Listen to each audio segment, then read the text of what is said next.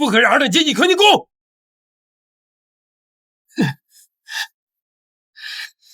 恭喜娘娘诞下了长公主，公主脚底下还有七星痣呢，吉兆啊，娘娘！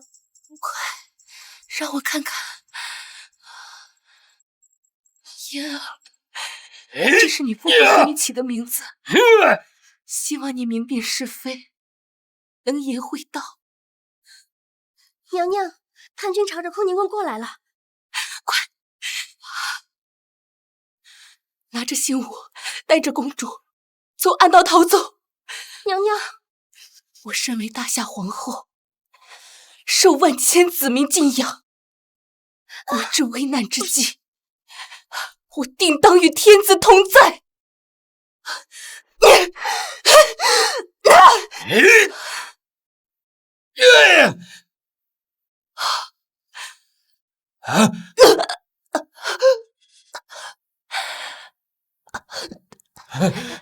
如玉，如玉，皇上，我们有个女儿，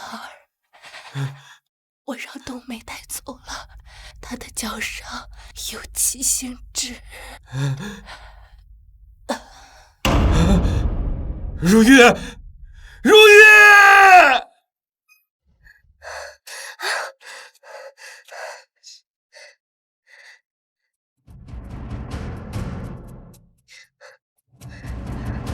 小公主，您一定要平安活着，等您去找您。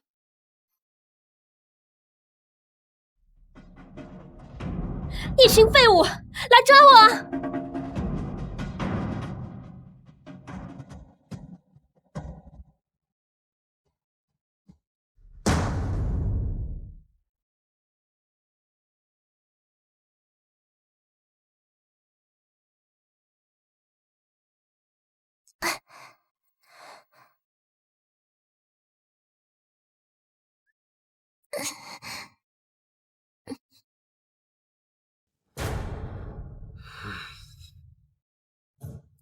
可有言儿的下落？皇妹还没有消息。老五人呢？真是越来越过分了，皇后的名单也敢迟到。父皇，有皇妹的消息了。找到你妹妹了？还没有，但我的人送来了这个，说是京城边看县的杜家村有人在我门下当不当的。看县？夏宫、夏雨，你们二人即刻出发，全力寻找公主。是。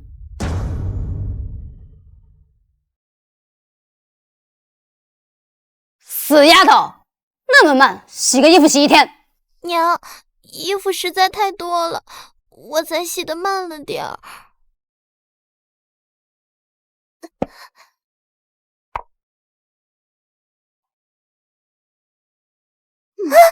娘骂你，你还敢顶嘴了是不是？就你顶嘴，还顶不顶？顶不顶了？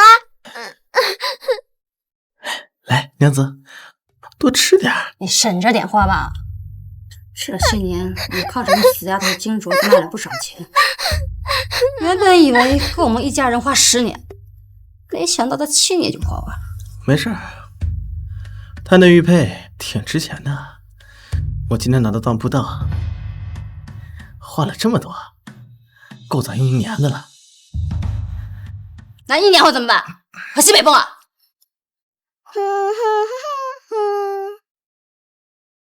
爹娘，衣服洗完了，我可以吃饭了吗？长得倒是白白净净，应该能卖不少钱。这么爱吃，给我趴在那吃光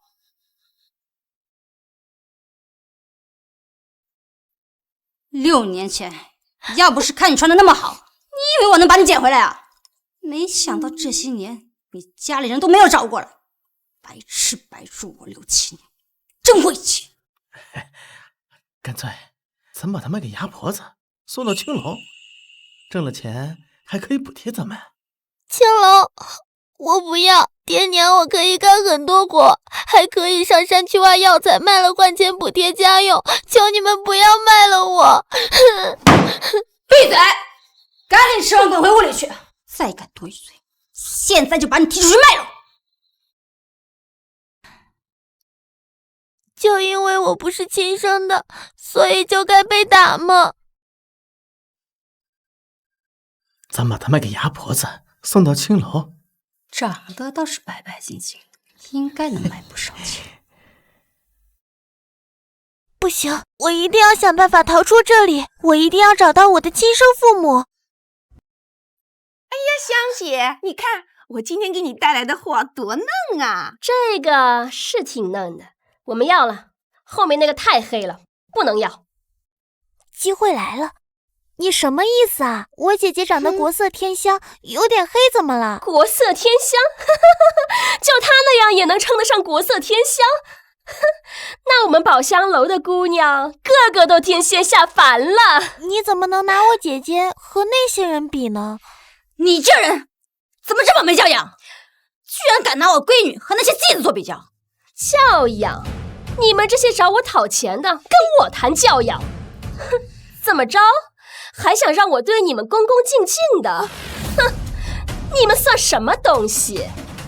再说了，戏子怎么了？至少他们不会骂儿骂女的来换钱，不像有些人，哼，还不如继子呢。你再说一遍。哎，别激动，没教养，有和气生财。让你说，让你说，你说谁没教养？谁没教养？死丫头，别跑！五弟，赶紧通知守卫，同我们一同找公主。是，大哥。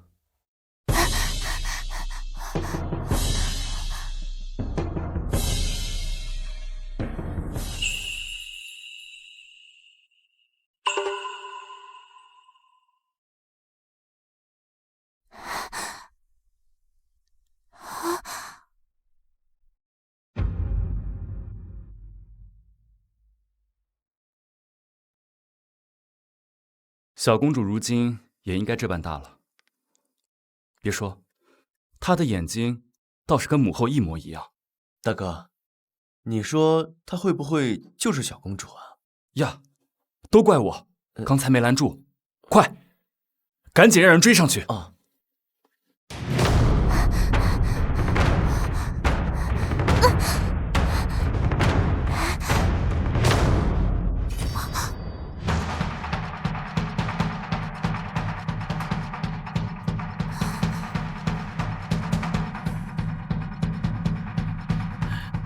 死丫头，被我找到，看我不打死她！哎，娘子，你看那个像不像？走过去看看。爷爷，求求你帮帮我，我养母要把我送到宝香楼去。孩子，快藏起来啊！哎，你干嘛？滚开！你个臭乞丐，找我闺女，关你屁事！这里只有我和我的小孙子，哪儿来的你闺女？我刚才在宝香楼看到你在卖孩子，是不是也想抢了我的孙子去卖？你这人怎么回事？人家爷孙俩相依为命，行乞为生，已经够可怜了，你居然还想卖人家孩子，你这人太坏了！闭嘴！就是，像你这种人就应该报官，把你们给抓起来，打20大板，马上就老实了。抱歉各位啊，我娘子就是丢了孩子，一时心急，认错了，绝对不是人贩子。走走走。死丫头跑哪去了？娘，那就是我的旧鞋，他就是夏言。嘘，现在人太多了，待会儿再来找他。多谢爷爷，救命之恩。哎呀，小事一桩，快起来。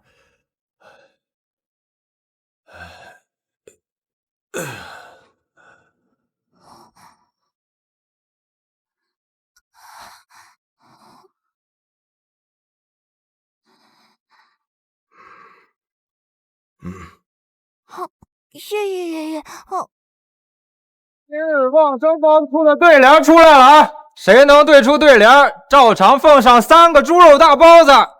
爷爷，你请我吃馒头，我请你吃包子，你在这等着我啊！各位要好好想想对一对啊！咱3个猪肉大包子可是值20文呢。大哥，那边好热闹，咱过去看看。好，好。花什么里？啥花香？花园里桃花香、荷花香、桂花香，花香花香，花花香。各位要好好想想看一看啊！我想到了，我来对。小子，你小小年纪，你对得出来？大街上人屎臭，猪屎臭，狗屎臭，屎臭屎臭屎屎臭。这不能算。为何不算？他说的确实不雅，但实实在在对上了你的对子。是啊，这不是对上了吗？好吧，你来吧。谢谢，爷爷，包子给您配酒。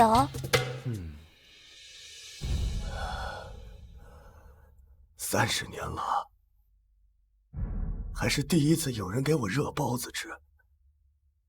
谢谢你，爷爷，就此别过，多谢救命之恩。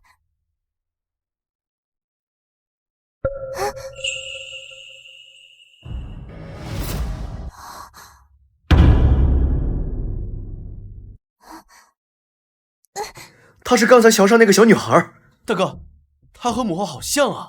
皇帝，她很有可能就是我们的皇妹，追上去。走。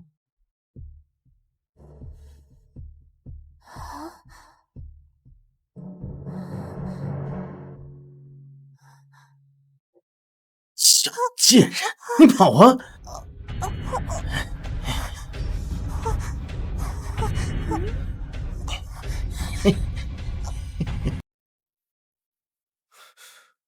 快，吩咐下去，尽快找到公主。好。放开我！死丫头，躲在臭乞丐身后，装的还挺像。要不是小乐看着你这破鞋，我差点被你骗过去。竟然是双舍不得脱下的破鞋害了我。香姐，这丫头就交给你了。行，你们拿了钱就赶紧走。这小丫头我来调教就行。放开我孙女！爷爷，我在这里。哪来的臭乞丐？给我打出去！你们放了我孙女，我就走。我朝律法，私自拐卖、贩卖儿童，是要被判流放的。放你娘的臭狗屁！这丫头就是我闺女。你这臭乞丐，今天跟她合起来耍我吗？我看你就该被打死。本来看你是把老骨头，想放你一马，没想到你这个老东西那么不识趣。爷爷，放开我爷爷！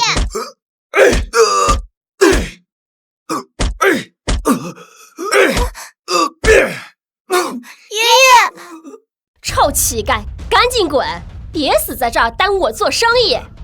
老板娘，她真的是我孙女，如今是盛世，又不是要饿死人了，谁会卖自己的孩子？他当真是你们的孩子？他的户籍呢？让我瞧瞧。户籍我们忘了带了，但她真是我闺女。不信你看她右手胳膊上有块黑痣。行，这孩子我们收了，你们回去吧。不行，你们放开他，放开他！爷爷，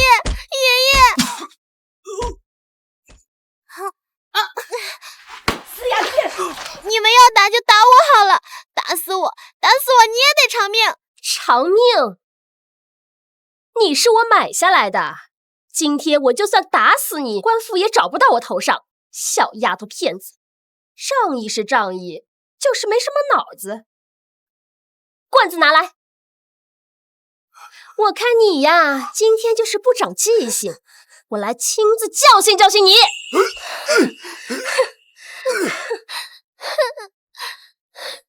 住手！谁敢欺负我妹妹？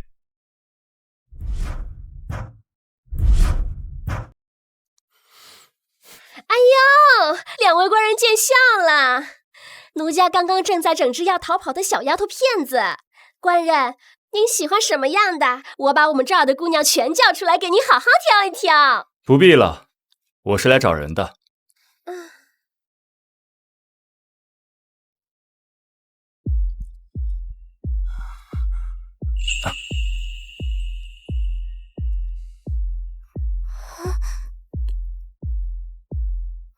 小妹妹，你可认识这个玉佩？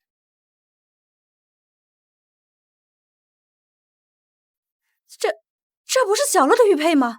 前段时间家里有困难给当了，怎么塞你那呀？小乐是谁？就是他。捡到他的时候，这块玉佩就在他身上。不可能，这绝对是我的玉佩，杜小乐才是你们亲生的，我是你们捡来的。胡说什么？连自己亲爹妈都不认了？可是我刚刚明明看见你们想卖了她。如若是你们的亲生女儿，又怎么舍得卖她？你们可知欺骗我们有何下场？实不相瞒，这俩丫头都是我们捡来的。这丫头以前叫夏言，平日里就很乖巧。那丫头叫小乐，坏得很，非说夏言的名字好听，硬给抢了去。夏言，那不就是我们妹妹吗？哎呀，我就知道小乐是富贵人家的孩子，尽管家里穷，从来没亏待过她。赶紧跟他们回去。不，我才是夏言，我才是你们的妹妹。大哥，这相似之人本来就有许多，老四就不像父皇，也不像他母妃。你们可知道我们是什么身份？不知道。不知道。你们胆敢说谎，就是欺君之罪，是要杀头的。你们是皇子？不错，本宫乃是五皇子，他乃是大皇子。本宫再给你们一次机会，他俩到底谁是我们的妹妹？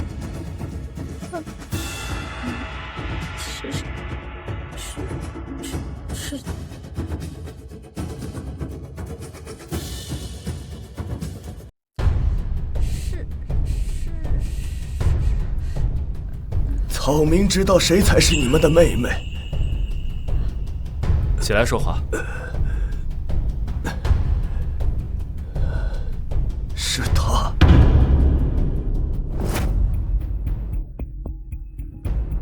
因为妍儿是草民的亲孙女。大哥，我也觉得这个小姑娘才是我们的妹妹。毕竟他们的父母可不敢欺骗我们。是她是你们妹妹。此事有疑点，但目前并未有证据证明他们的身份。父皇如今思你心切，即便是假的，也先带回去，不如滴血认亲。既然如此，小乐，你愿意跟哥哥们回宫见父皇吗？哎，快起来！你这小膝盖哪经得起这么鬼啊？愿意愿意，只是爹娘也待我很好，能不能带他们也？外男不得入宫，本宫可以将你的养母带回宫里陪你一段时间。至于你的养父，我帮他安置在公主府。若你想他，我便将他带进宫里，让你瞧一眼。谢殿下。好了，尽快回宫吧，父皇还等着呢。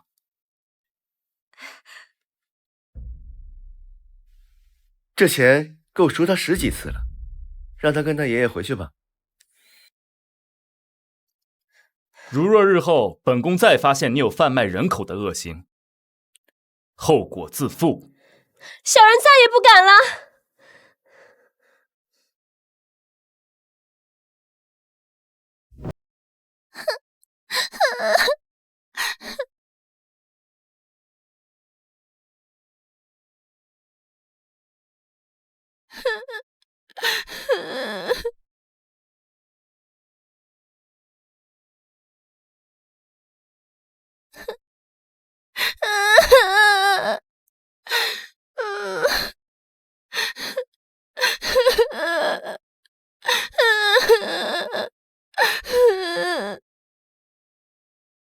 爷爷，为什么要骗哥哥们？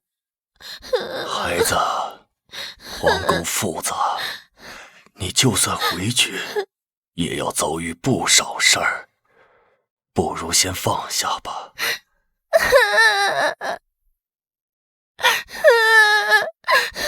爷爷，可是我真的好想见到我的爹爹，他一定会真心疼我的，对不对？放心吧，你很快就会见到你的爹爹，啊，很快。哎，大哥，刚才那个小女孩追出来了，我们不下去看看吗？想进皇宫之人如此之多，有那么多假扮之人，你不知道吗？也是，这些年假扮之人都被打死，以儆效尤，这才让人不敢再假扮。还好小乐是真的哦。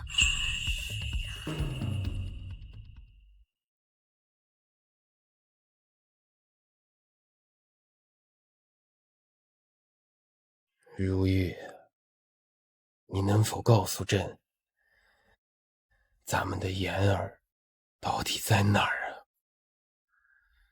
朕也想他。父皇大喜！父皇，皇妹已经找到了。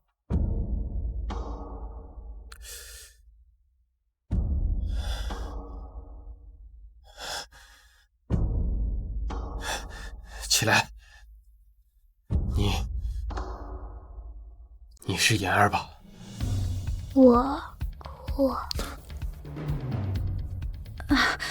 民妇参见皇上，公主把自己的名字让给了妹妹，如今名唤小乐。启禀父皇，此妇为皇妹在宫外的养母，皇妹依赖于她，儿臣便将她一起带回皇宫，陪伴皇妹。做得好。平身吧。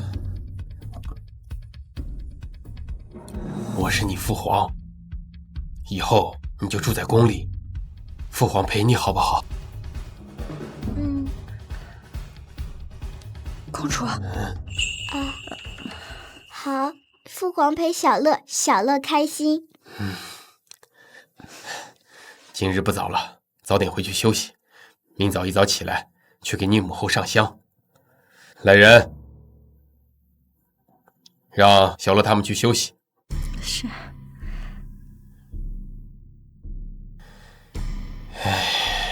父皇，你有心事？还是你懂朕啊？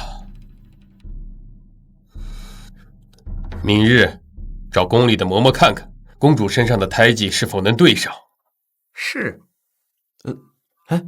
父皇，什么胎记？那七星痣的胎记在足部，找宫里的嬷嬷看最为妥帖。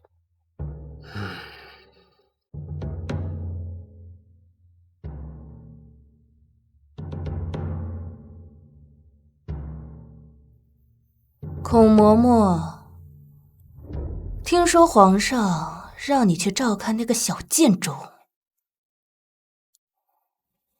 知道该怎么做吗？娘娘放心，老奴一定会好好照顾那小公主，定不会让娘娘失望的。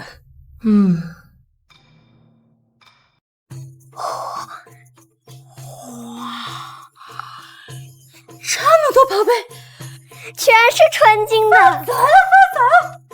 哦，这个好看，都是我们的了。娘，你看这个。带上。小乐啊，你可千万要小心，别被他们抓住把柄，知道吗？娘，我记住了。你戴上这个。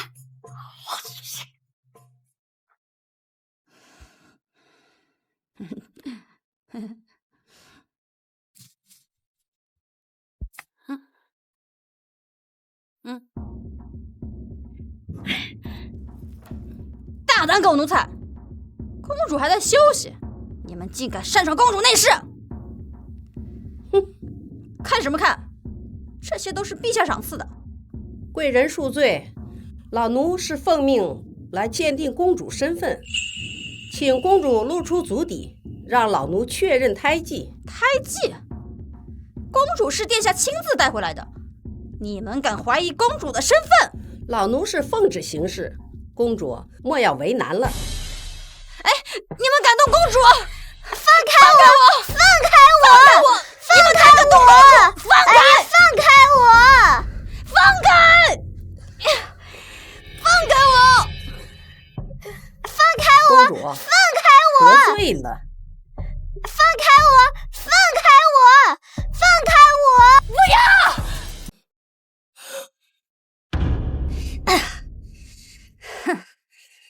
哼，老钱婆敢这么对公主，待会儿我们就去跟圣上告状，狠狠的打你板子，打死最好。公主殿下恕罪，老奴也是奉旨行事。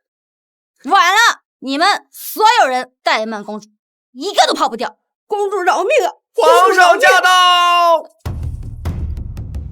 一大早吵吵闹闹的，什么事啊？陛下，老奴遵从旨意来查看公主足底胎记，没想到公主养母不让，还打骂奴婢们。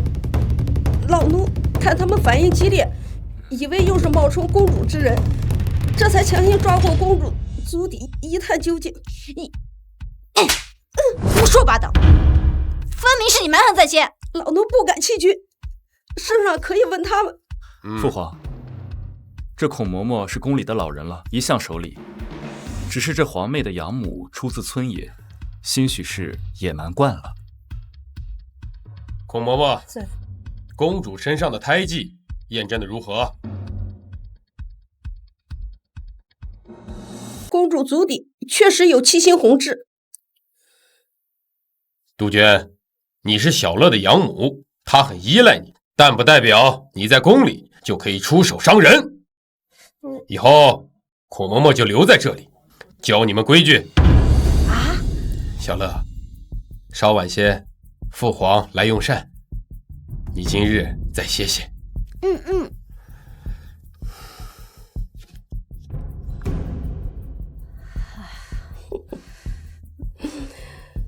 公主，请吧。站住！我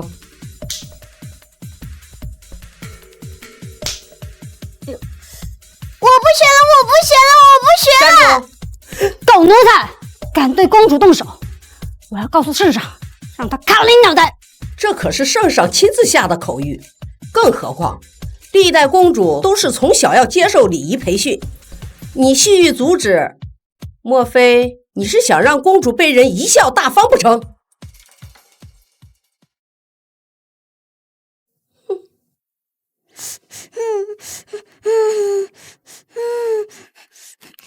小乐，你忍一忍，等学好规矩，你就是尊贵万分的公主了。下言想学，还没机会，不知道在哪受苦呢。对了，我听说有个不到7岁的孩童接了皇榜。是的，父皇，此次皇榜关系到看县县令一职。既贴了皇榜，那便给他个县令就是了。父皇，从古至今，从我儿童当官之礼啊。一孩童既能接皇榜，又能解开9连环，定有过人之处。朕的天下才子尽出，给个县令又何妨？是，父皇。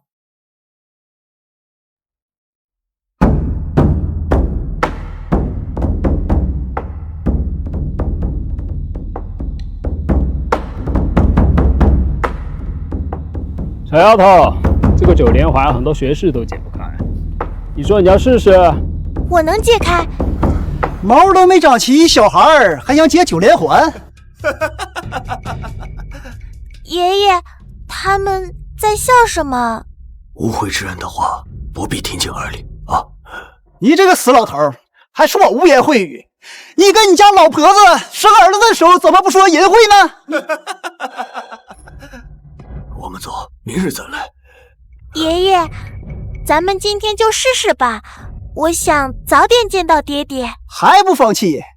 要不咱们打个赌，如何？有意思。赌什么？若1炷香之内，我比你更快解开9连环，你就跪下，跟我爷爷磕头认个错，如何？马兄可是9岁就考上了秀才，那可是宰相的根苗。宰相根苗，如今也到了不惑之年了吧？少废话！若你输了，便跟我回家，敢不敢？好，君子一言，驷马难追。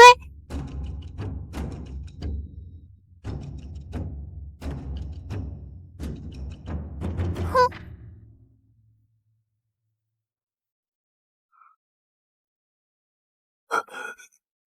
妍儿，这快解呀！爷爷不用担心，就算他能解完，我也一定比他快。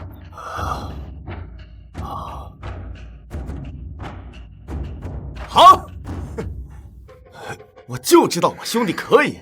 老头儿，等着把你乖孙女送人吧。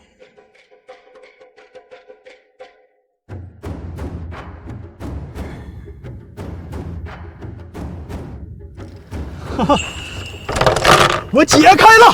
哈哈哈哈！马公子1炷香之内便解开了。小姑娘，你是要试试，还是直接认输？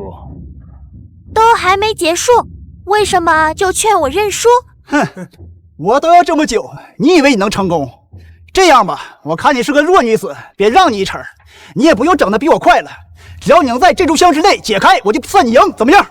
不用。呀，他要干什么啊？你干什么？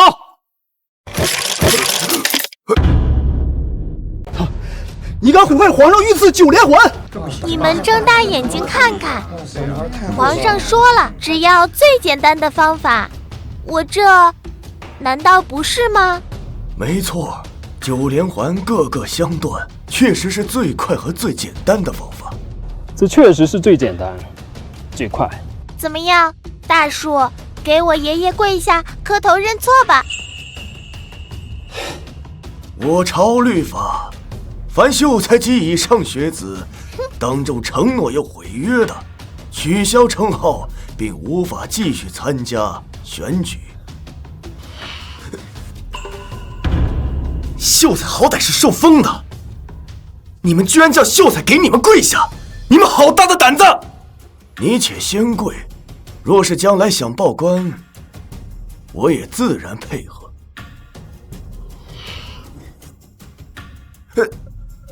我记得赌约还有道歉吧？你，老先生，我错了，您大人有大量，原谅我这一次吧。大人，皇榜上说，只要解开9连环，就能去看县做县令。方才我以最快的速度解开了9连环，是不是？此事还需请示大皇子。你先随我去休息，等宫里回复。哥哥，爹爹，我一定会回到你们身边的。大殿下，他就是砸9连环的那个小孩。是你？你可知损害皇家信物，该担当何罪啊？皇榜只说最简单的方法，并没说哪些方法用不得。大皇子莫非要推翻皇榜说的？哈哈哈哈哈！你个小丫头，敢这么跟本皇子说话，胆子可不小啊！本皇子再给你一次机会，如果你去能够审理得当，为民心所向，且让当地的知府对你心服口服，本皇子便让你做第一个7岁县令。真的吗？若我审理结果为民心所向，我便是县令啦。当然是真的。一言为定。一言为定。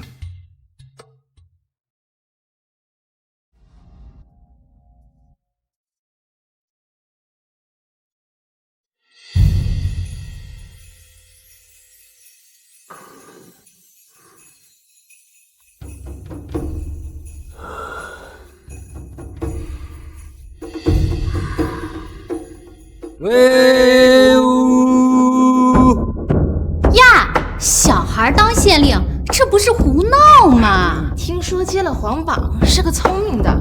我倒要看看这女娃县令能做个什么。说，大人，是他偷了我的钱，这钱分明是我辛辛苦苦卖猪肉挣的。大人，是他诬陷我，这分明是我卖菜赚的铜钱呢。就是你拿的，是不是你拿的？你说是你拿的吧？你别演了行吗？来人，将那吊钱呈上来。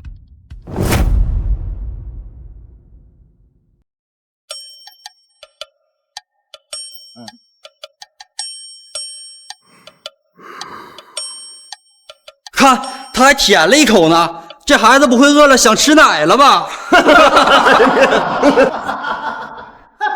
误在此，本官已经知道这吊钱就是卖猪肉的朱大强的。大人，我不服，凭什么这对田是他的？该不会是信口雌黄吧？陈大人，我不像你这小样的骗子，请大人给小人做主。不错，区一个黄毛丫头，乳臭未干，断案这种事情并不适合你，你还是从这公案之上下来，回去玩泥巴去吧。我这么判，自然是有道理的。年纪不大，口气不小，我倒要听听你这判案的理由是什么。如果你只是信口雌黄，本官定不饶你。判案讲究证据，而不是靠言语吓唬小孩。不就是给你一个理由吗？等着，本官以事实为基准，保证判的你们原告、被告都心服口服，判的你自行惭愧。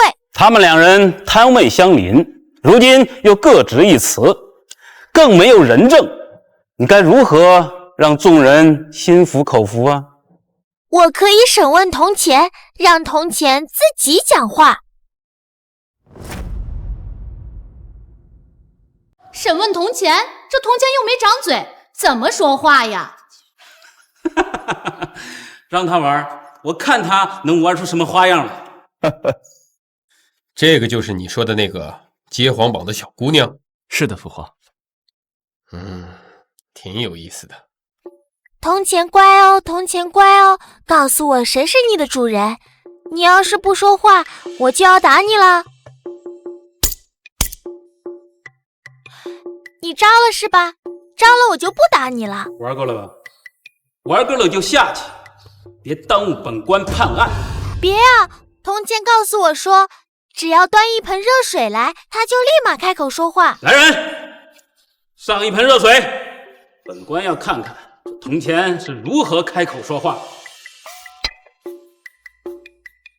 看，他这不就开口说话了吗？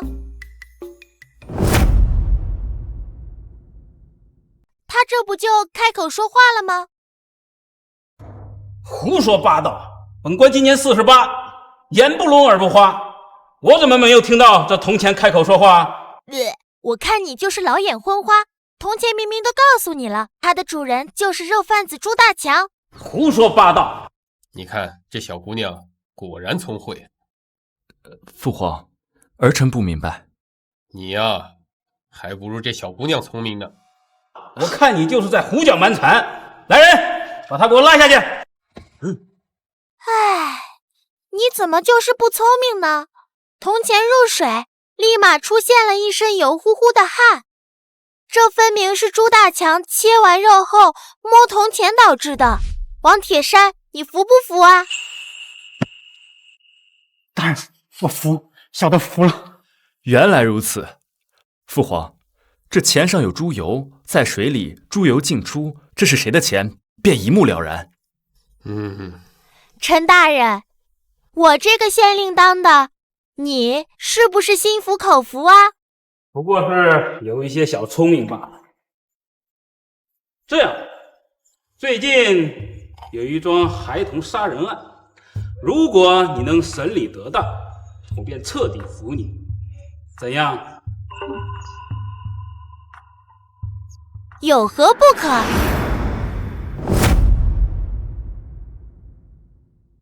陈铁牛、陈狗蛋还有陈大山，死者母亲指控你们3个虐杀同窗陈亮，还将其掩埋在大树下。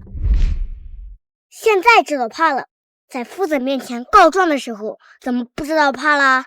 不如现在就杀死他，反正我们小孩杀人也不犯法。娘，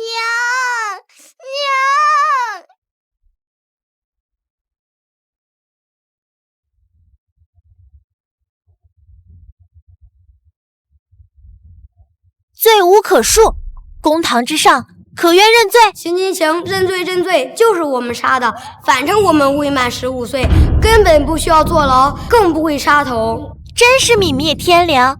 当初你们虐杀陈亮时，就是因为知道尚未成年者杀人无罪，所以才肆无忌惮。真是让朕刮目相看呢。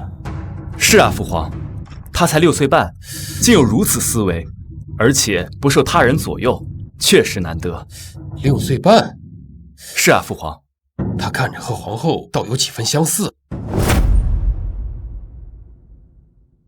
依据大夏律法，未成年者杀人确实难以判刑，但是被你们虐杀的也是孩童，成年人杀成年人是死罪。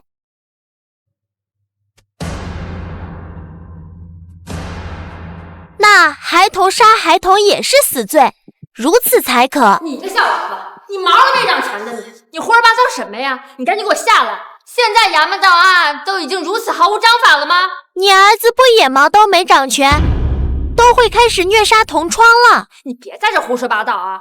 那只是他们孩童之间的玩弄，谁知道那个陈亮那么不禁动怒，怎么就死了呢？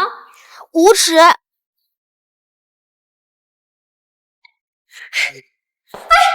官大人了，大家快来看呀！我们可是本分人家，怎么就摊上如此的事儿了呀？我不过就是生气丢个东西，小孩子发个小脾气，谁知道陈铁牛这么不经碰，就这样受伤了。你个没教养的东西！陈亮爹娘可在？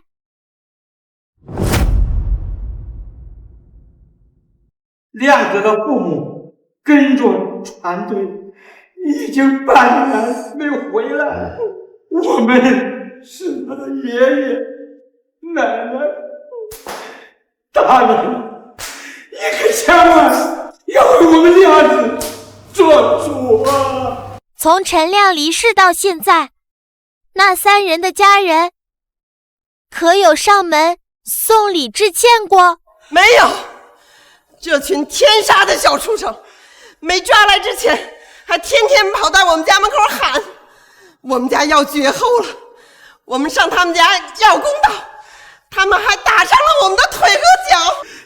这几个畜生，他们说我儿子儿媳半年没回来，肯定是死在外边了。大人，胡说八道！我今天撕烂你的嘴！嘿，你个老东西啊！你说谎话也不会少了舌头！本官宣判，你们3人因故意杀害同窗，拖出去，斩首示众。本官宣判，你们3人因故意杀害同窗，拖出去，斩首示众。好，判得好，别碰我孩子，别碰我孩子！简直是胡闹！按照大夏律法，他们3人只需闭门思过，再由父母陪同，跟死者家属道歉赔礼即可。这大夏的律法，岂是你这小儿能读明白的？陈大人可有孩子？若你的孩子被人杀死之后，对方安然无恙，还上门挑衅炫耀，恐怕你早就赐他们一丈红了吧？老夫跟你谈律法，你却跟老夫谈人情。若人人都以情感判案，那要这律法何用？若不遵从律法，那这世道岂不是乱了？留下这样的恶人，世道才会乱。律法重要，是因为他要守护天下百姓，更何况是杀人偿命，天经地义。把这3人拖出去砍了！住手！真是胡来！你只是接了皇榜，并未有受封公文，更没有官印。说到底，你只不过是一个乳臭未干的小娃娃，哪能听你判案？今日之事，本官自会禀明大理寺少卿，而你乱接皇榜，而又完不成任务，按律当重打20大板。来人，拖他下去行刑！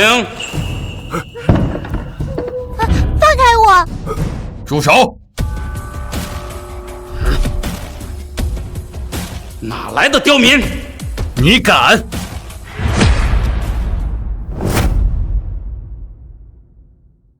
圣上亲临，尔等还不速速跪下！恭迎皇上，皇上万福。小姑娘，快起来！小姑娘，你刚才说的话，朕都已经听到了。这个案子，你断得很好。都起来吧。陈知县，你方才说这小姑娘没有受封文册和官印，所以做不了主。按道理说，没有册宝盒便不算朝廷命官。再者，他对堂下3个小孩判处过于严苛和儿戏啊。那你说，这个案子该怎么断？下官以为堂下3位小孩年幼，按照律法只需道歉即可。道歉？知府大人认为的道歉不过是说一句对不起，可真正的道歉是让他们也经受一遍死者受过的苦难，这才算道歉。小公，把县令册宝拿来。是，父皇。小姑娘，朕现在就册封你为看县县令，赐你册宝。你叫什么名字啊？我叫夏言。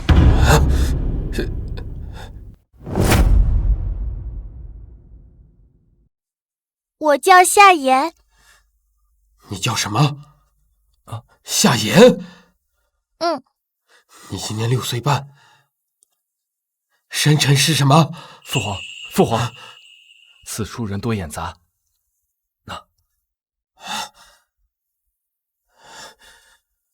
朕现在就把册宝给你，你已经是看县县令了，可以发配他们3个杀人凶手。本官判处堂下3人承受一遍他们对陈亮做的事，以牙还牙，拖下去。别！不要！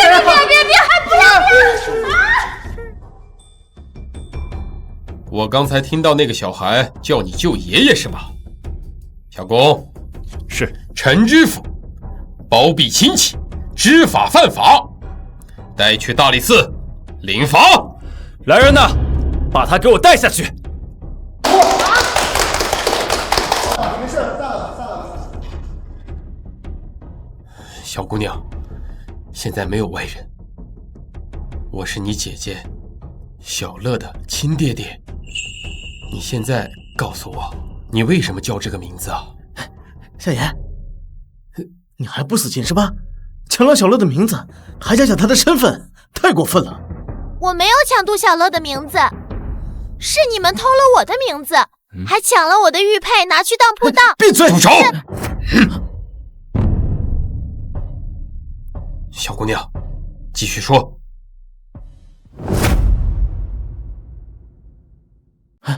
陛下饶命啊！小民见那丫头鬼迷了心窍，怕她欺君，想救她呀。毕竟小民跟她快7年的父女情分，小民不想让她误入歧途。你说这2个孩子都是你的养女，那你说一下当时的情况。几年前，小民的婆娘在护城边护城河洗衣服，飘了一个木盆，木盆里有一个小女婴。俺的婆娘见她可怜，便抱回家去养了。她的小衣服上还绣着名字，就叫夏言。言儿的小衣上确实都有皇后亲手绣的名字。同年，小民又捡了一个路边的小女婴，便是她。她的衣服上没有名字，小民便让她随小民姓，取名小乐。但前2年不知道怎么回事，非要和姐姐换名字，说姐姐的名字好听。小乐一向乖巧，也让着妹妹，从此2人便调换了名字。你胡说，那个玉佩是我的，衣服也是我的。皇上明察，小民不敢欺君呐。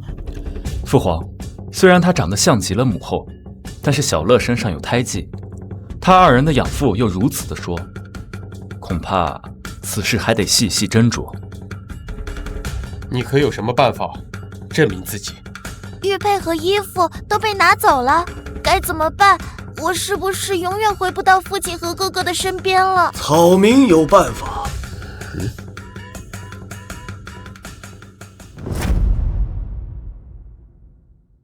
草民有办法。是你？你不是说你是小女孩的亲生爷爷？如今怎么又说能证明她是公主了？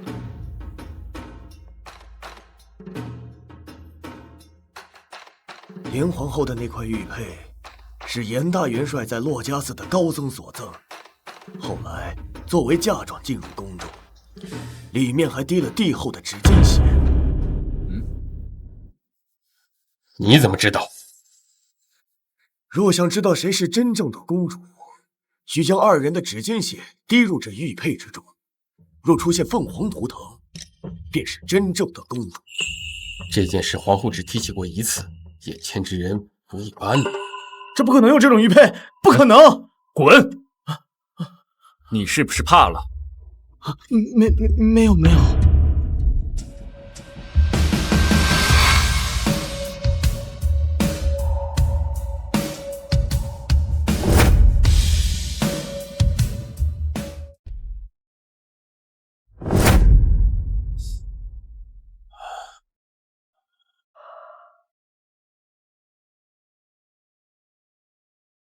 妍儿，你真的是我的妍儿，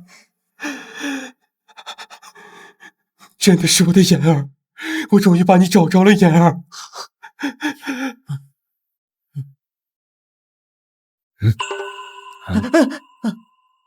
想跑没那么容易，你可知你已经犯了欺君之罪？陛下饶命！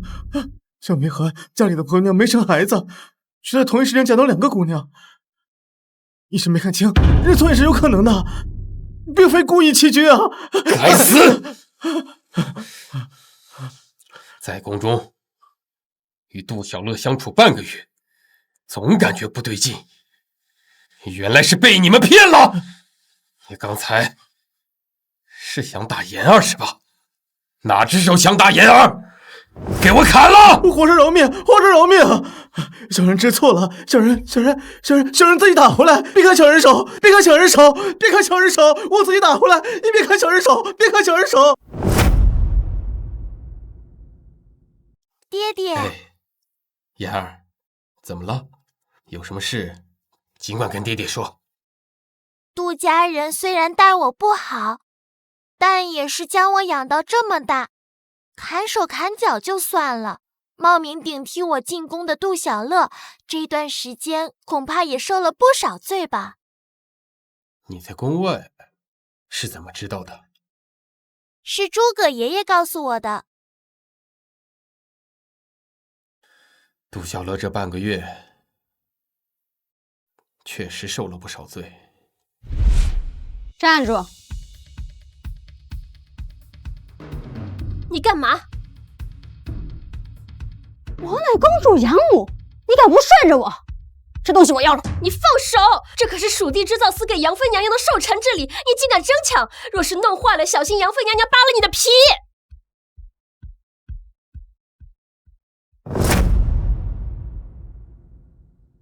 我呸！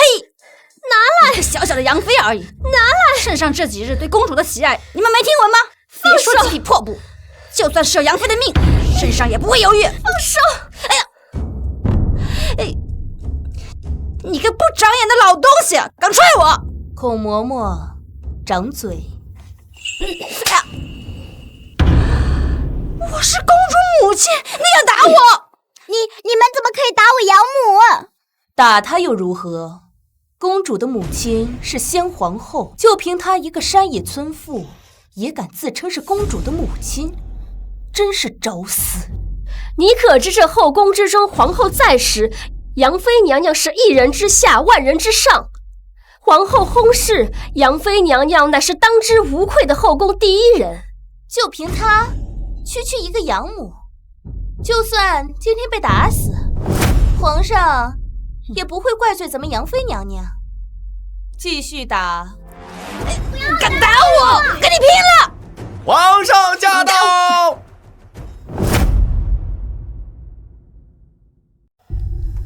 父皇，皇上万福金安。怎么回事？小乐，你怎么哭了？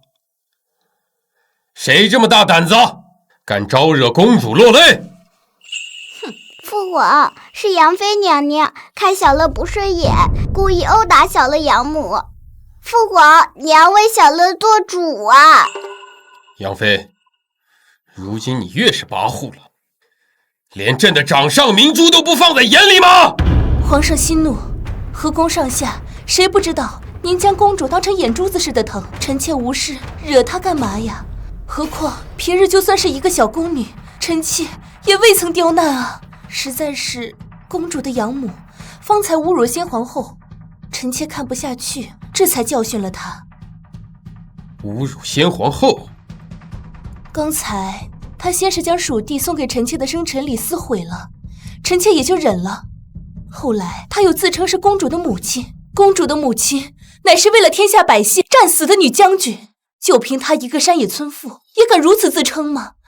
臣妾看不下去，这才呲了张嘴。杨妃，你说的话可是真的？圣上，民妇冤枉啊！小乐替阿娘作证，她只是说自己是养母罢了，是杨妃娘娘记恨污蔑。臣妾愿为杨妃娘娘作证。公主已回来有些时日，想必已经习惯了宫中生活。明日你收拾收拾便出宫吧。皇上英明，这妇人在这里只怕是教坏了公主，不如早些送出宫去。父皇，好了，此事就不要在意了。小乐，带你养母去上点药。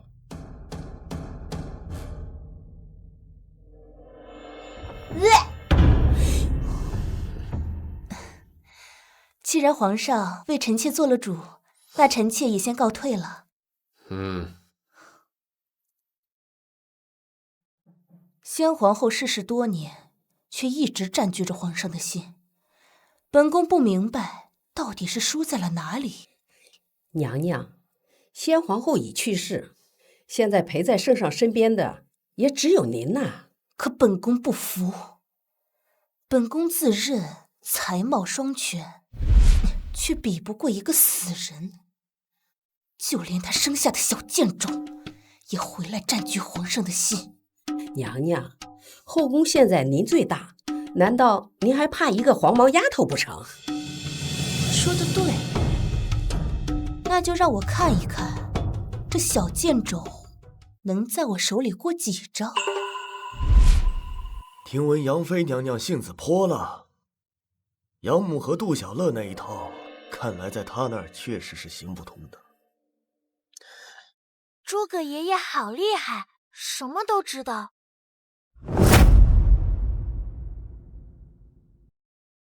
妍儿，既然爹爹已经把你找到，那今日便跟爹爹一起回宫吧。不过，诸葛爷爷，公主暂且回宫，草民就在此地等候。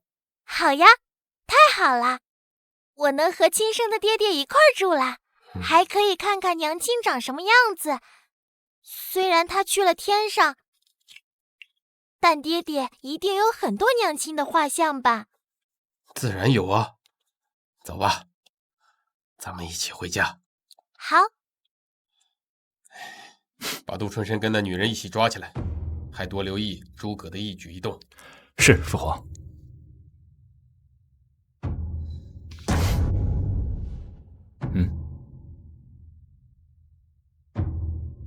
你为何不跟公主回宫？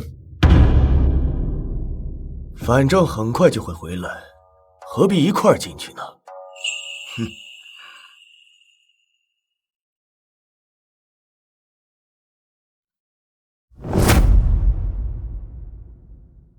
妍儿，今日案子你处理得很好，要不是你是女孩啊，朕都想把皇位传位于你了。父皇，妹妹像极了母后，如若她真的有治国的才干，父皇又何必局限于男女？宫儿说的对，是父皇。皇上不好了，皇上不好了！启禀皇上，祥喜宫派人来报，急什么？有话快说。公主多患急诊，又痛又泻之后昏迷不醒。朕还没找他冒充公主之事算账呢，竟先出问题了。这皇宫果然是会吃人的，看来我以后要小心一些。爹爹，要不还是去看看吧。好吧，既然爹爹的宝贝女儿发话了，自然是要去的。走吧，去看看。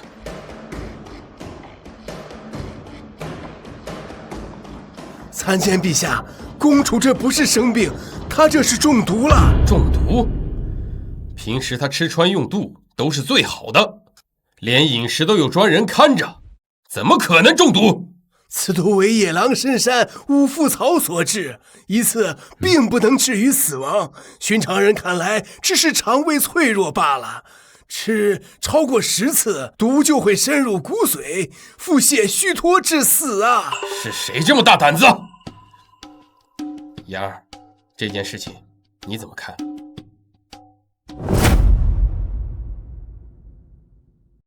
是谁这么大胆子？妍儿，这件事情你怎么看？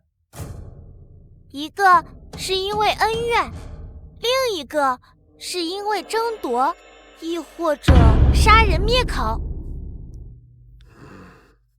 继续说。如果是杀人灭口，一定是立竿见影的毒药，否则杜小乐醒来依然会说，如果是因为争夺，她只是一个小公主，也没什么人需要跟她争夺权利。现在就只剩下一个原因了，恩怨。父皇，在宫中与小乐有恩怨的，恐怕就只有杨妃。杨妃？就因为那么点小事，敢在宫中毒杀公主？爹爹，能不能让人把杜小乐的吃食都拿过来？传。父皇，这便是小乐的午膳，他吃完之后上吐下泻，便没人敢动，至今还保留着原样。陛下，这些菜全都验过，均无毒，所以臣还在查找毒源。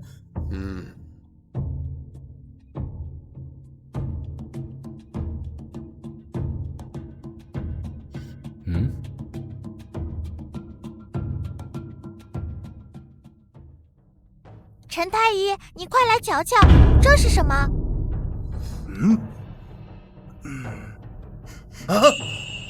陛下，这正是五福草所研制的粉末啊！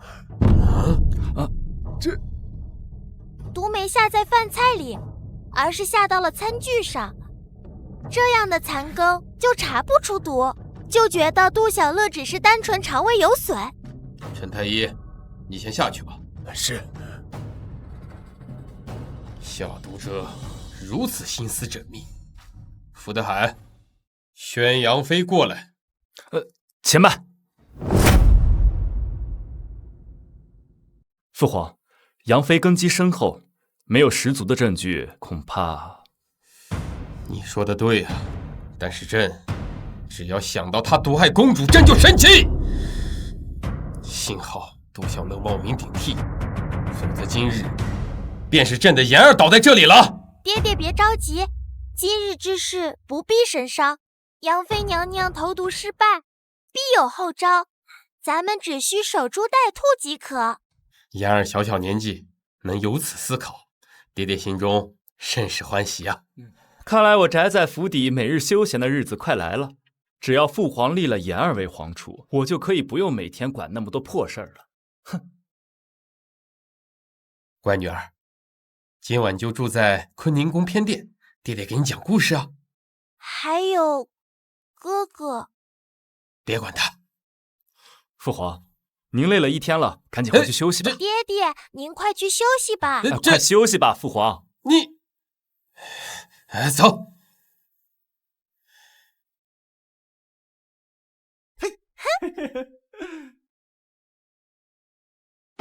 孔嬷嬷，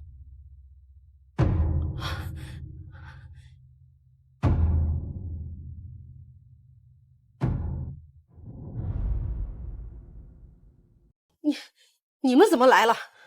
这里是公主的祥喜宫。本宫倒要问问你，这大半夜的偷偷潜入小厨房，你要做什么呀？奴半夜饿了，知道这儿有小厨房，进来看看有什么吃的。哼！你背后藏了什么？我看看。哪里来的小宫女？殿下在此，怎敢搭话？当心殿下拔了你的舌头！你要不把你身后藏的东西给我拿出来，本宫便拔了你的舌头。哼！孔嬷嬷，这是什么呀？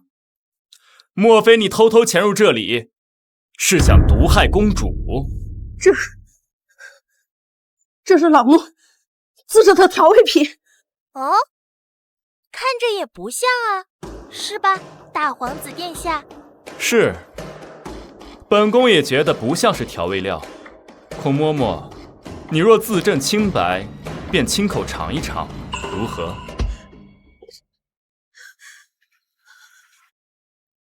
夏言，你如今在做县令，要熟知本朝的律例。我们大夏律法，毒害公主者该怎么处罚？好像是割肉放血来着。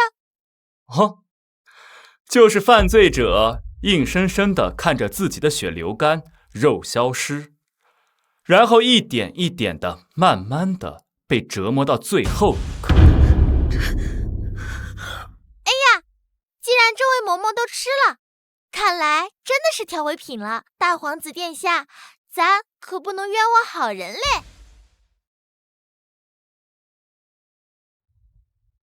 别急，再等等，万一这是慢性毒药，毒性还没有发作呢。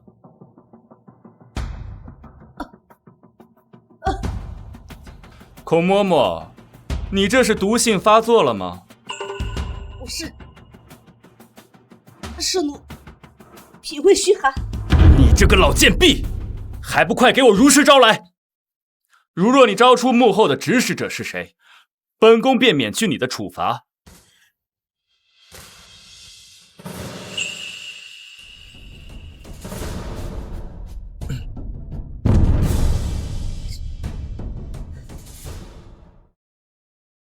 是奴私底要毒害公主，因为公主与奴第一次见面，便产生了不愉快，奴怕公主报复，便先下手为强。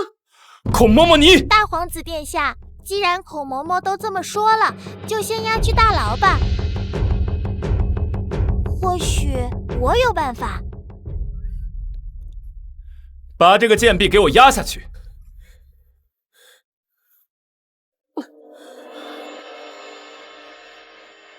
哥哥，我得先出宫去。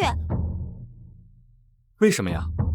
若我今日没抓到真凶，便先出宫避一避。孔嬷嬷被抓，肯定会有人盯上我的。好，明日哥哥便派人送你出宫。诸葛爷爷，我回来了。回来了。您怎么好像早就知道我会回来呢？嘘，天机不可泄露。什么天机无机的，我都想吃叫花鸡了。你这丫头，宫里还能缺了你的吃的不成？竟还是如此贪吃。我看呀，以后要是谁想对付你，便抓住你的软肋，在吃食上做手脚，准能得逞。软肋？杨妃娘娘的软肋是什么呢？杨妃除了是你父亲的妃子，还和谁有关系？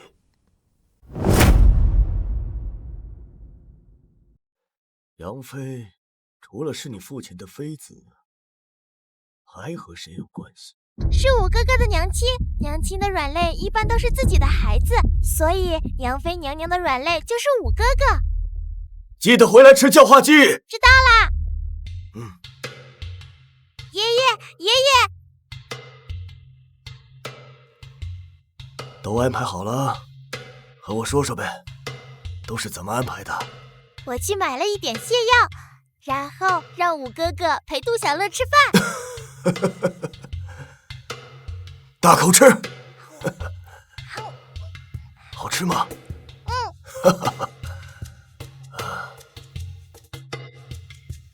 慢点吃，怎么跟1年没吃过肉似的？谢谢五哥给我带好吃的。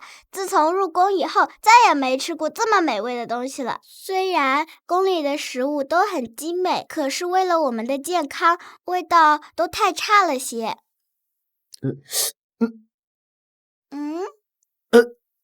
哥哥先走了啊，你慢慢吃。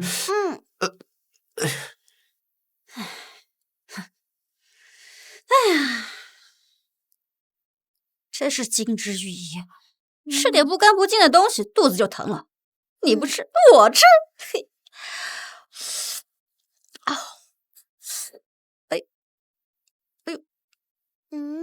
哎呦，我肚子怎么也这么疼啊？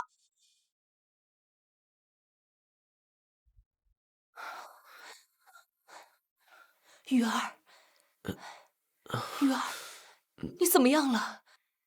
太医说就是脾胃虚寒，母妃不用担心。听闻你是在详写宫用膳时突发的呕吐腹痛。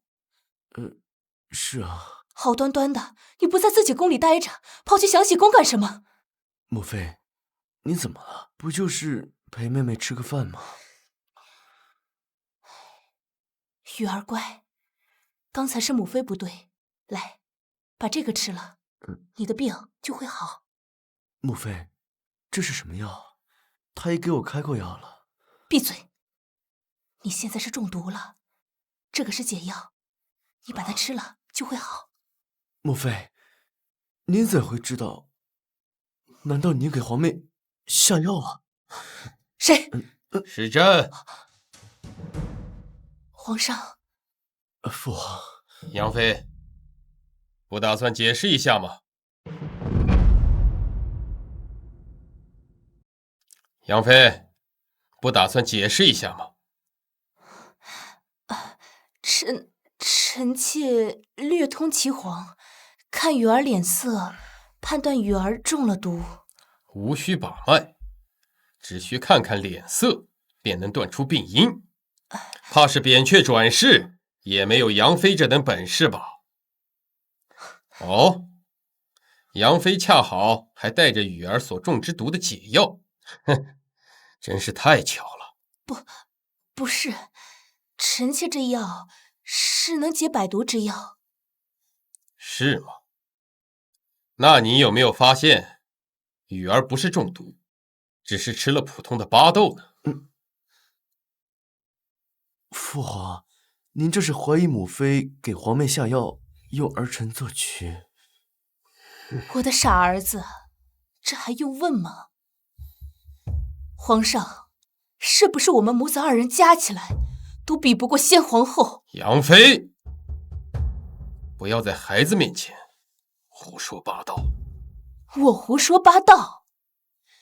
你心里除了颜如玉，我们其他人算什么东西？现在连他生的小贱种，我们也比不上。你怀疑我，问也不问，甚至为了诈我，利用雨儿的身体。这次是巴豆，下一次呢？是鹤顶红吗？朕的孩子，朕也心疼，怎么可能会害他？皇上怎么会心疼臣妾的孩子？皇上的心都在长子身上啊！不，现在还有那个丫头片子。朕若不心疼雨儿，早就把你拉出去砍了。你进宫陪伴朕多年，朕也疼了你多年，也任凭你宠着雨儿，可没想到，竟然让你越加的放肆。这话说出来，皇上信吗？你宠爱的是我杨若昭，还是忌惮我杨家的势力？既然你看得这般清楚，你怎么还干出这种糊涂事？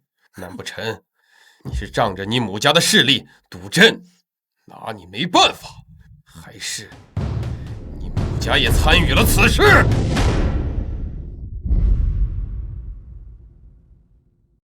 要杀便杀吧，我也想看一看，我死了会不会在你心里留一点印记？杨若昭，孔嬷嬷为了她一双儿女，已经什么都招了。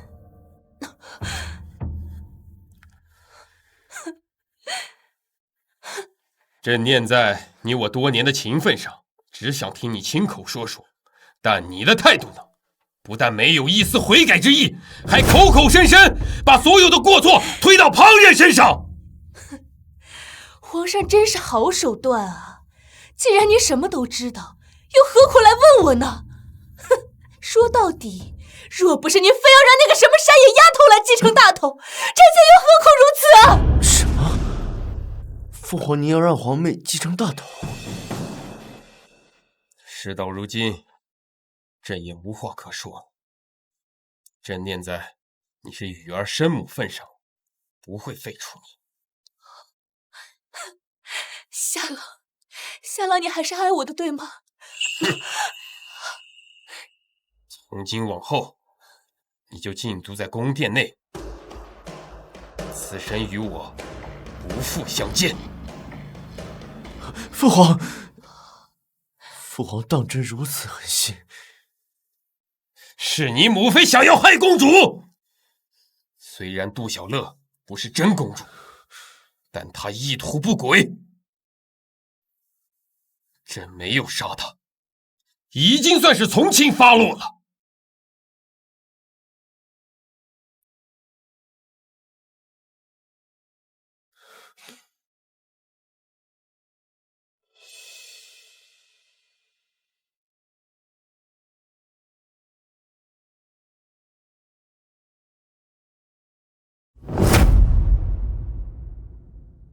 吾皇万岁万岁万万岁！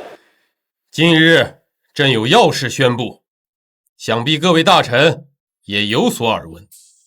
朕失踪多年的女儿现已找到，言儿聪明伶俐，特赐名永安公主。儿臣参见父皇。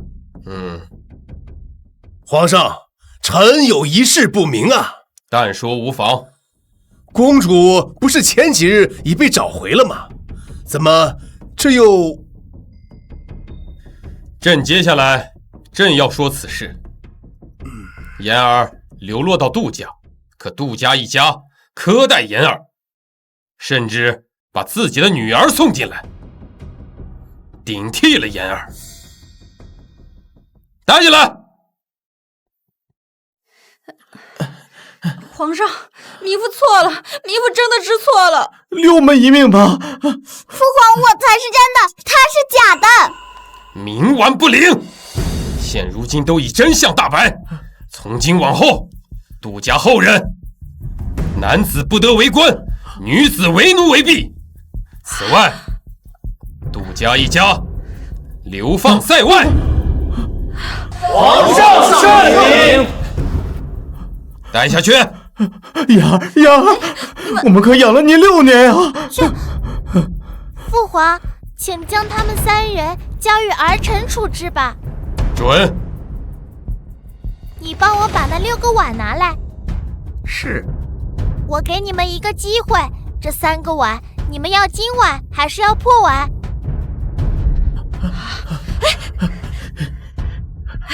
我要金的。言儿，我就说我没白养你吧，我们要金的，破碗有什么用？这可是你们自己选的。来人，在，将他们带走，以后只可乞讨。乞讨？这也太狠了吧！哎呀，这金碗够我们用好久了，留着命就不错了。也对哦。这丫头当真果决呀！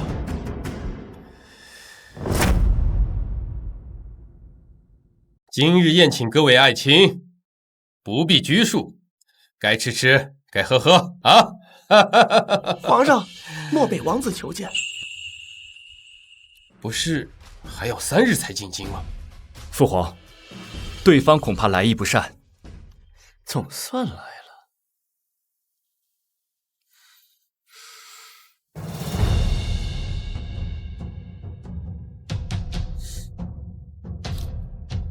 这漠北王子怎么突然到访？不是说还有几日才到京中吗？哼，看这架势，分明是来找茬的。这人什么来头？好大的阵仗！臣阿不弃人参见皇上。漠北王子舟车劳顿，一路辛苦了。来人，带漠北王子去休息。且慢，本王听闻贵国人才济济，所以带来一位学子，想与各位比试一番，还望陛下成全。现在看，果然是来找茬的。就这么应下，该不会中了他们的圈套吧？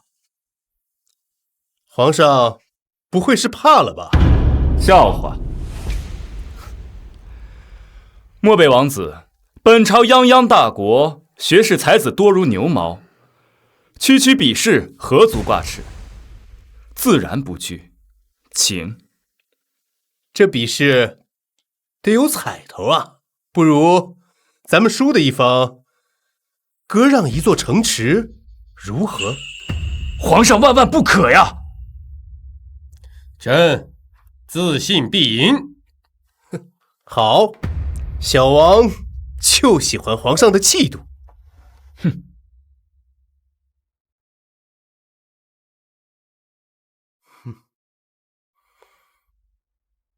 我擅长对对子，现有一上联，还请贵国赐教下联。烟锁池塘柳。你们漠北之人实在是太奸诈了！明知道此对联是千古绝对，竟敢在此时拿出来为难我国，好大的胆子！诸爱卿，何人能对？朕重重有赏。你下朝人才辈出，不会连区区一个对子的下联都回答不出来吧？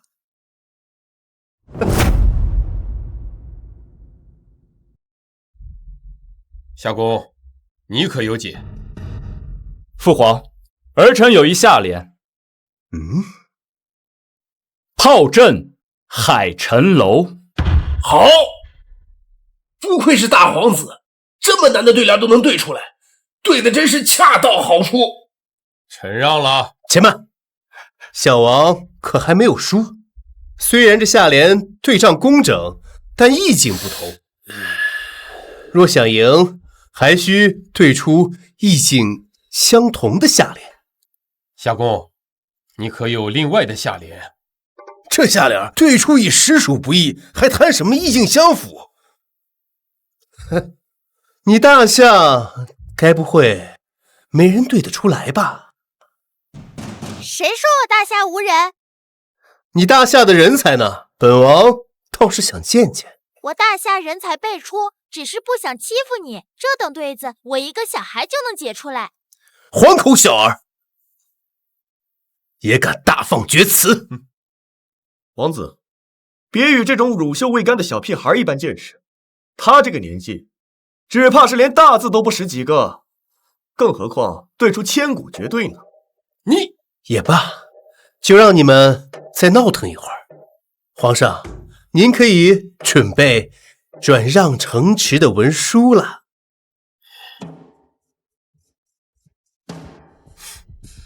父皇不用担心，言儿，你真有办法。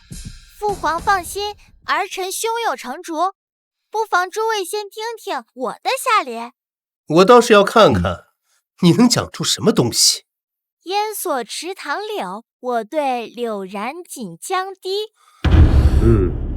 好，妙妙啊！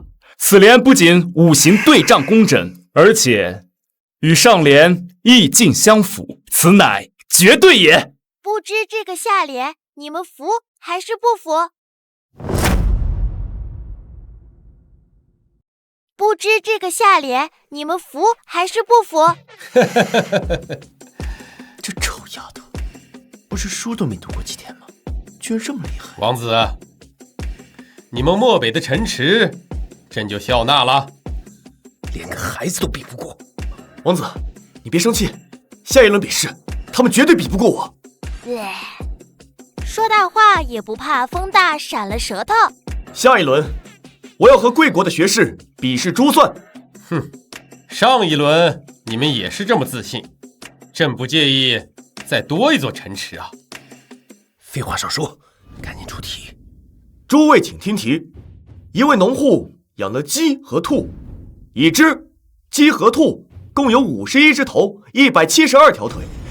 请问鸡和兔各有几只？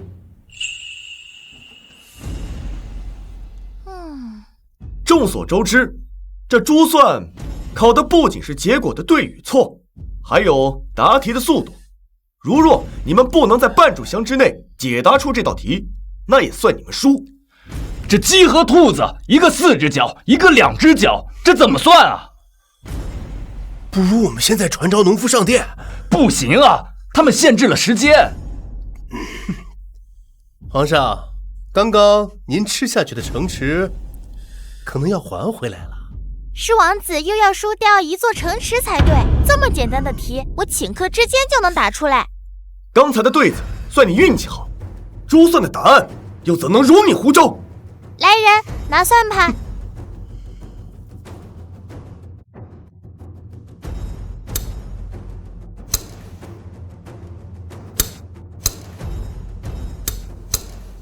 一共16只鸡，35只兔，对否？怎么可能？你怎么算得这么快？啊，对，你一定是胡蒙的，他一定是胡蒙的，他一定是胡蒙！啊，废物！滚！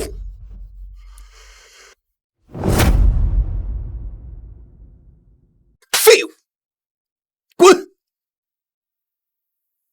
皇上，小王初次来访，家父极为重视，他命臣从漠北带来一宝物，此盒中便是我漠北之宝。只因这宝物机关难解，坊间传闻皇上聪明至极，一定能解开此宝物。大胆！此物没有任何锁心，根本没有能打开的关窍。我看你们漠北是压根不是诚心求和。大人此言差了意，此物也是个宝物，是我漠北祖宗所制，只因机关难解，家父这才赠与皇上，以表家父的敬畏之心，以及对陛下智慧的拜服。罢了罢了，既然是漠北的宝物，朕自当好生保管。皇上圣明，经文记载，此盒中装有极其稀有的宝物。想我漠北寒凉，从没见过什么好东西，望陛下成全。这意思不就是逼着父皇现在就要解开吗？众爱卿，何人能解啊？朕大大有赏。这怎么解？没有锁怎么能解开啊？哎，这不是为难人想看我们丢脸吗？皇上，此物根本没有解开之法。哎，想不到大夏朝也解不开呀。这不是很好打开吗？这不是很好打开吗？哎，公主莫要胡来啊！妍儿，可有办法？父皇，简单着呢。皇口笑儿，你若是能解开，我就……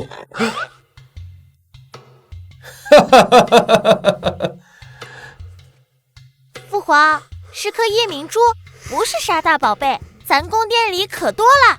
妍儿，不可胡言，此物雪白，乃是夜明珠中的极品，能得此物，朕甚是欢喜。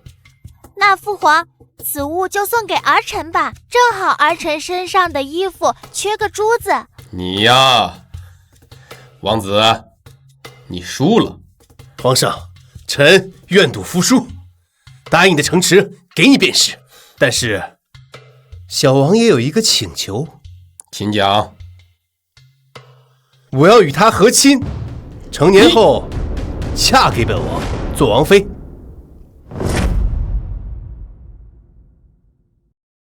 我要与他和亲。你无耻！我皇妹才7岁，怎可和亲？公主年纪现在是小，可微臣说只是定亲啊。随后与小王一同前往漠北，也好提前适应那里的气候。你放屁！我皇妹才7岁，怎可和亲？你说的是人话吗你？就是因为公主年纪小，才合适呀。越小的孩子越能适应。无耻之徒！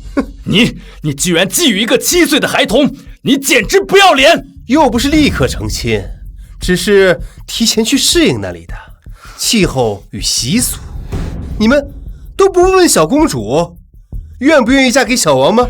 你个畜生！你竟敢觊觎我7岁的皇妹！不就是和亲吗？我去就是了。言儿，不可胡言。不过我就不能这样跟你去漠北了。我有一个请求，不知道漠北王子敢不敢答应？你说便是。听闻漠北人擅长骑射，那么就请王子跟我比一场。胡闹！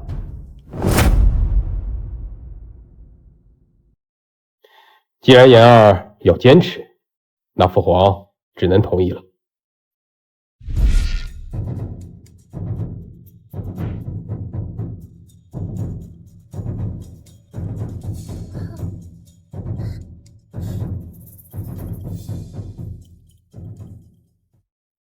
父皇，儿臣年纪小，这弓箭拉不动，到底该怎么拉呀？父皇，让儿臣来帮妹妹吧。你不会射箭啊？不会呀，我自小在宫外长大，普通人家哪有时间学射箭？那你能射得准吗？我怎么知道？听天由命吧。糟糕，上套了！这丫头是故意的。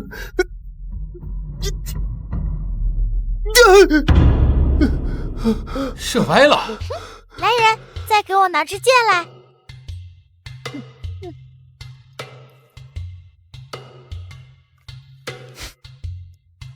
还来？罢了，就赌一次。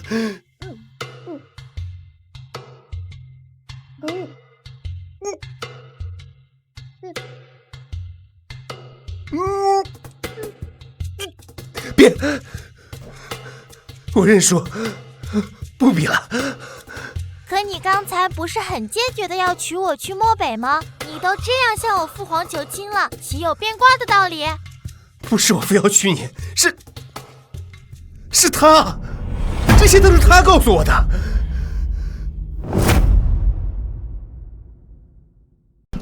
老五，到底怎么回事？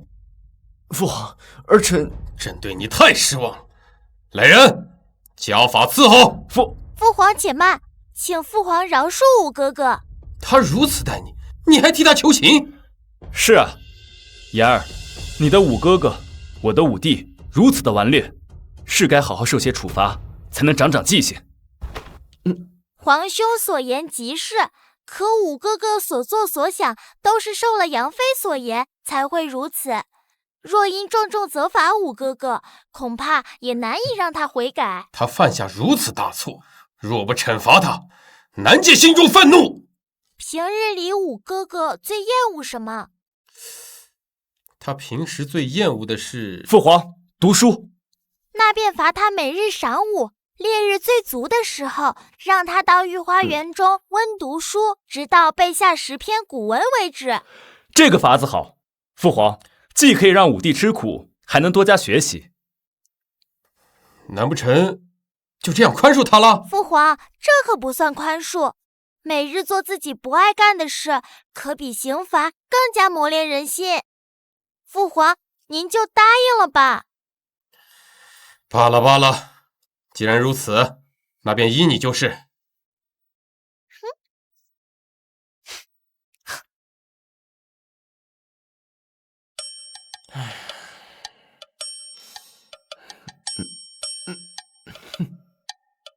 别不说话嘛，五哥哥，你背几篇诗书了呀？2篇。什么？这都3、4日了，你才背下2篇？你喊吧，喊到全世界都知道我是个笨蛋，你就高兴了。五哥哥，我不是这个意思。那你是什么意思？算了，你说吧，今日你来到底为何？我今日过来是来求和的。求和？我跟你？哼，你害我母妃每日禁足，又害我每日在这烈日下背这些天书，你还好意思提这个？五哥哥，话可不能这么讲，分明是你母亲下毒陷害我，要不是杜小乐顶替了我的位置，恐怕我早死了。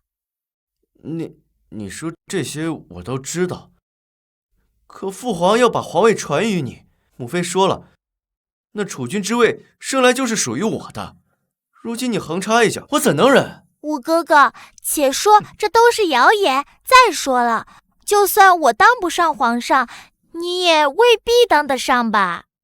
你这是什么意思啊？五哥哥，不说别的，你这3、4日才背下2篇诗书，其他哥哥可是1天就能背下好几篇呢。这有什么可比的？他们比我大上许多，来这上书房的日子都比我多上许多。好，不比这些，你武功方面……夏言，你是诚心来给我添堵的吧？五哥哥，我不是这个意思，你别又多想。不过你说的这些也不是没有道理。论诗书，我比不上大哥4个；论武功，我又比不上3个；甚至论大爱，我更比不上2个。其实你也不必自怨自艾，其实你也有很多长处嘛。是吗？那你说2个我听听。就是你长得还不错呀。这倒也是。这就对了嘛，我第一次见到你就觉得你长得非常出众。当真？五哥哥，我有一件事一直想问你。你问便是。你为何非要做皇帝？母妃说了，我生来就得争得那皇位，做那万人之上的君主。那你快乐吗？我不想做皇上。那不就得了？五哥哥，你是你呀，你不是杨妃。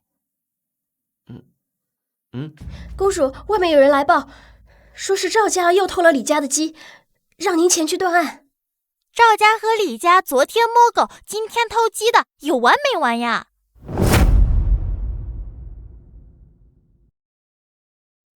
不是说赵家和李家打起来了吗？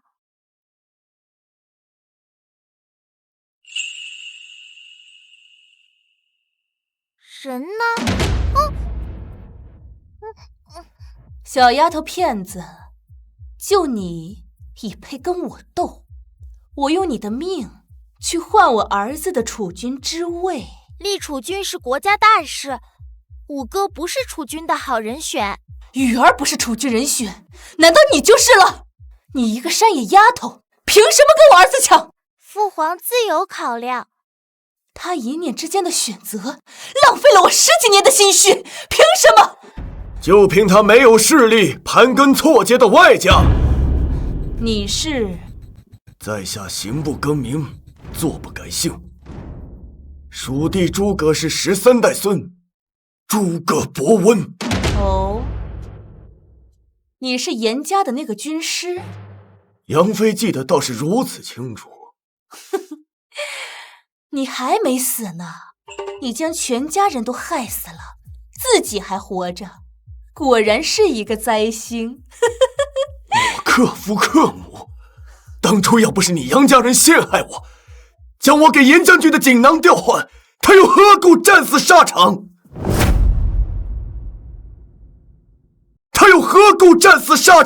我前去相助，却被你们诬陷为敌国细作，抓起来关押。都过去10几年了，证据也早就被我们销毁了。如今你再想翻案，怕是不能够了。谁说不能够？父皇，皇上为了这野丫头，来的竟如此之快。你心里果然只有颜如玉和他的孩子。诸葛先生引我此时到，便是让我听到杨妃亲口承认他们杨家的罪名吧。正是。物证我早已收集好，就放在小公主入宫时的包袱中。如今政务俱全，还请陛下为我诸葛一族平冤。诸葛先生，请起。如今你身受蒙冤，朕自会为你翻案。夏景言，我让你带的东西带了吗？你要朕的玉玺做什么？元弘30年，敬天法祖之。如今30载有余，今年余不惑。五皇子夏禹人品贵重，身消朕功，必能克成大统，助继朕登基，继皇帝位，继尊于治。盖玉玺吧。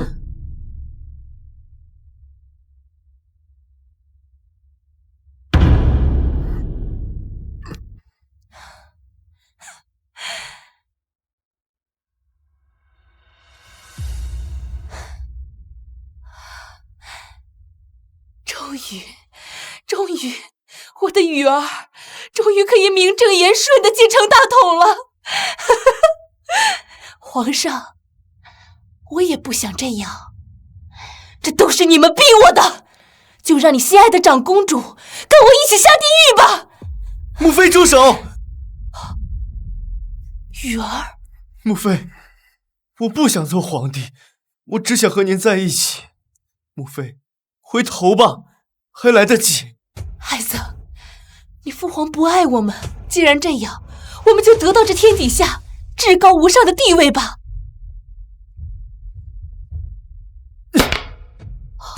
母妃，我想按照自己的意愿来活，求您了，我们一起去过好日子，好不好？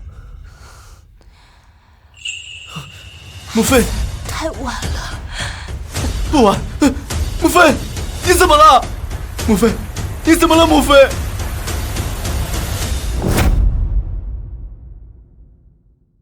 孩子，这是死罪，但是母妃不后悔。你父皇他不爱我，母妃活着也没有什么意思，只是苦了你，你一定要做皇帝。母妃，我不想做皇帝。我的孩子，你怎么能不想做皇帝呢？皇帝万人之上，无限之尊。母妃，我只想和您在一起啊，母妃，你不要留下儿臣一人。原来都是母妃不好，母妃只顾着你，却从来没有顾过你的意愿。皇上，我愿用我一命去换吾儿，平安无事。母妃，母妃，母妃！朕答应你。各位大爷，求求你们行行好吧！给点吃的吧，哎呀，孩子已经3天没吃饭了。我饿。怪可怜的，给点吧。谢谢。今晚。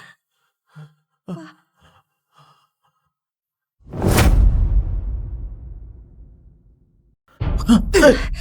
你疯了吧？端这个今晚找我们要钱？大爷，可怜我！我可怜你们，谁来可怜我啊？你们3个，一个人拿个今晚还出来讨钱，要不要点脸呐？啊！出来！哎呦，没法活了呀！夏言啊，你也太狠了呀！给我个今晚，我根本要不到饭。不要今晚，不要晚。你干什么了？公主说了，这今晚不得转奏，不得抵押，不得丢弃。我错了，我真的知道错了呀。要什么今晚？父皇，大哥，我是不是个坏孩子？我是不是太狠了呢？你给了他们机会，这是他们自己的选择。妹妹，他们夺了你的身份，这些都是他们的因果报应。燕儿，做人不可心狠手辣，但也不能优柔寡断。以后你自然会明白的。儿臣明白了。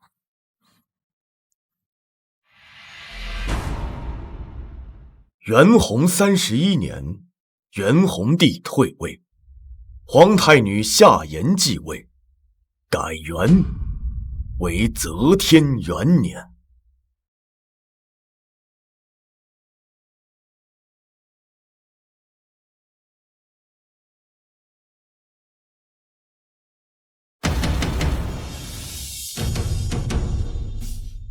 恭迎新帝登基，皇上万岁万岁万万岁！